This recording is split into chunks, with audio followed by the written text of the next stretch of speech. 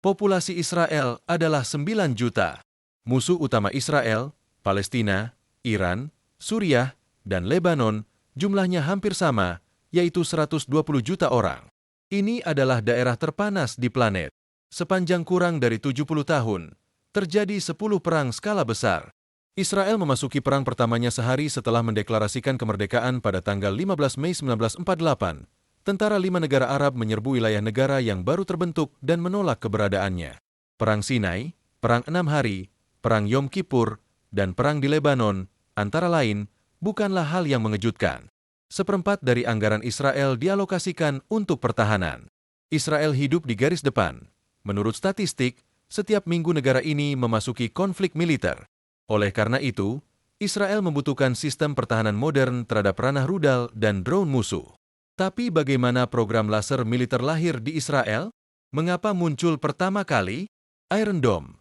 Dan mengapa itu diputuskan untuk dilengkapi dengan Iron Beam? Jangan khawatir. Kami akan menjelaskannya kepada Anda di sini. Seluruh Israel, sebagai sebuah bangsa yang berada dalam konflik terus-menerus dengan negara tetangganya, dipaksa untuk memiliki senjata yang memungkinkan mereka untuk melawan secara efektif musuh. Dalam pengertian ini, laser adalah senjata ideal untuk pertahanan anti-pesawat. Ini memiliki 3 keunggulan utama dibandingkan jenis senjata lainnya. Yang pertama adalah kemudahan mengarahkan dan menggunakan, bahkan terhadap target kecepatan tinggi dan sangat mudah bermanuver pada jarak jauh. Singkatnya, satu hal adalah membidik roket yang terbang, bahkan pada kecepatan supersonik, tetapi pada jarak ratusan kilometer sepanjang jalur yang dapat diprediksi. Dalam hal ini, sistem pertahanan udara punya waktu untuk membidik dan meluncurkan rudal anti-pesawat. Namun, ada hal lain, rudal yang sama sekali berbeda dari musuh yang berada dalam jarak beberapa kilometer. Jika Anda menambahkan ini, saatnya menghitung lintasannya dan, selain itu, manuver rudal musuh dan menghancurkannya adalah tugas yang hampir mustahil. Dengan senjata laser, Anda tidak perlu menghitung lintasan rudal, cukup membidik sasaran. Menembak dan menghancurkan menjadi lebih sederhana. Keuntungan kedua adalah biaya relatif rendah dalam menghancurkan target. Roket yang tidak pernah secara harfiah membom Israel biaya sekitar $600, sementara rudal Tamir dari sistem pertahanan Iron Dome harganya sekitar $80.000. Mengingat harganya yang meroket, 2 rudal Tamir untuk melawan 1 rudal musuh akan menghabiskan $160.000 untuk menghancurkan rudal yang hanya seharga $600. Ini jelas tidak ekonomis. Dengan senjata laser, biaya tembakan bisa sekitar $3,50, kira-kira setara dengan harga secangkir kopi. Keuntungan ketiga adalah waktu reload. Peluncur berisi 20 rudal Tamir memerlukan waktu beberapa jam untuk diisi ulang setelah digunakan. Selama waktu ini, sektor yang dilindungi oleh baterai ini menjadi praktis tak berdaya.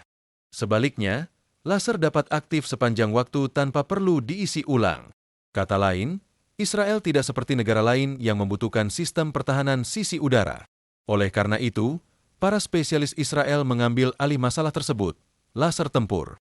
Pada pertengahan tahun 1990-an, dengan partisipasi perusahaan industri dirgantara Israel dan Rafael Advanced Defense Systems, mereka menyelidiki aspek-aspek utama dari senjata, dan prototipe semacam itu dibangun di dalam laboratorium pada tahun 1976.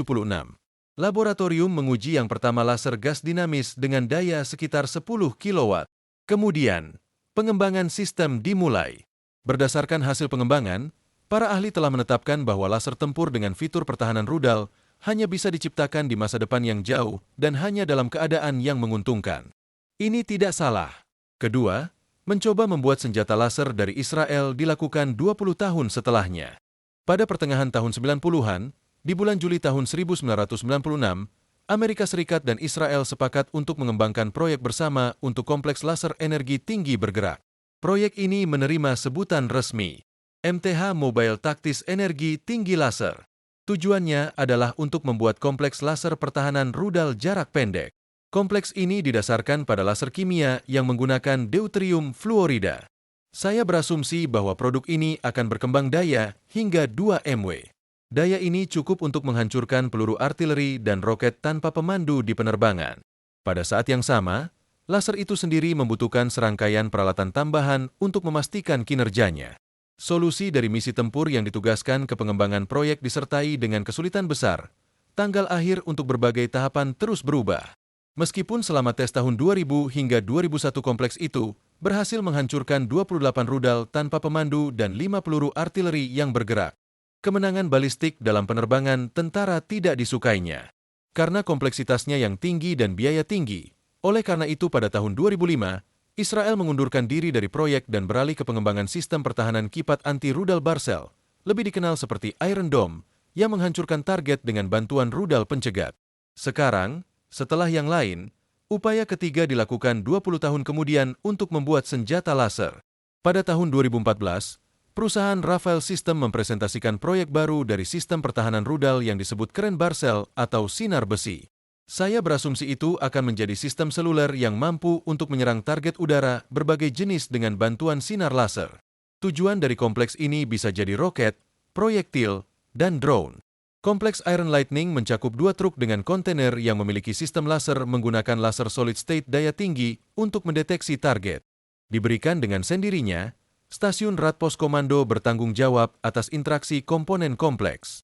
Anda harus mencari secara mandiri benda berbahaya, lalu tunjuk 1 atau 2 laser. Untuk mereka, tergantung pada jenisnya dari tujuan penghancurannya, membutuhkan transfer energi termal. Dalam waktu sekitar detik, itu bisa ditembak secara bersamaan 2 laser pada suatu objek, dan jangkauan maksimum ke target adalah sekitar 7 km. Pengembangan balok besi berakselerasi dengan tajam dalam menghadapi ancaman rudal yang semakin meningkat. Akurasi Hizbullah pada bulan Desember 2018 di perbatasan dengan Lebanon, dan serangan terus-menerus oleh Hamas sejak Palestina. Departemen Pembangunan Senjata dan Teknologi yang dipimpin oleh Danny Gold mengkoordinasikan semua pekerjaan di pembuatan senjata laser. Biaya program ini bernilai beberapa miliar dolar. Meskipun program ini merupakan sumber industri yang diklasifikasikan pertahanan. Kata pengembang telah melampaui apa yang sebelumnya dianggap sebagai kendala utama terhadap proyek semacam itu. Pertama, mereka berhasil menciptakan laser yang berfokus dengan cepat dan dengan ketepatan pada target. Masalah lainnya terkait dengan pengembangan sistem ini mencakup sejumlah besar masalah mobilitas yang membutuhkan energi dan ketidakmampuan untuk menjatuhkan target dalam kondisi cuaca buruk. Namun, Kementerian Pertahanan Israel bertekad untuk melakukan pelayanan petir besi aktif untuk apapun. Kemampuan sistem pertahanan rudal Iron Dome telah kelelahan sejak mulai beroperasi pada 2011. Sistem telah menyadap sekitar 2.000 rudal, dan selama konflik terbaru di perbatasan Gaza, dicegah 75% rudal yang diprediksi oleh militer. Jika terjadi ketegangan yang akan meningkat lebih lanjut, mereka bisa menembak hingga 100 rudal sehari terhadap Israel. Kubah besi jelas tidak akan mampu mengatasi beban seperti itu. Dan semua cadangan rudal akan cepat habis. Pada 8 Januari 2020, Israel mengumumkan kemajuan penting dalam pengembangan senjata laser yang sudah diuji coba di tanah di jalur Gaza. Dan tingkat intersepsi mendekati 100%. Taktik penggunaan juga diperjelas. Pertahanan rudal laser akan beroperasi di jarak pendek, dari beberapa ratus meter hingga beberapa puluh kilometer. Dalam hal ini, biaya mencegah target hanya akan beberapa dolar, berbeda dengan satu dari beberapa ratus ribu seperti di Iron Dome. Mereka berjanji untuk menempatkan sistem dalam keadaan waspada di tahun 2020 yang sama, namun hingga saat ini belum diketahui. Mereka memiliki lebih banyak berita.